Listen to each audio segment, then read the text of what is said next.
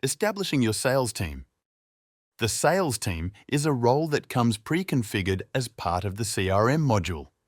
This means that users within the system can be assigned to the sales team group.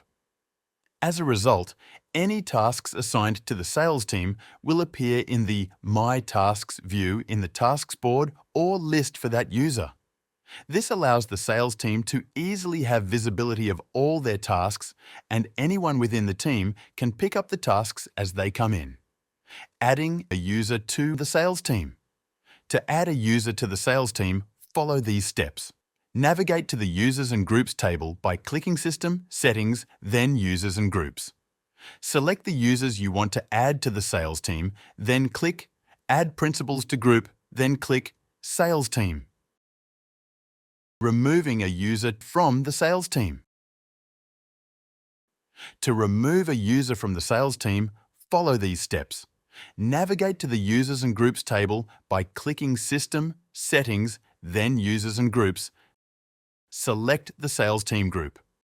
Navigate to the Members tab. Select the users you want to remove from the sales team, then click Remove Principals from Group.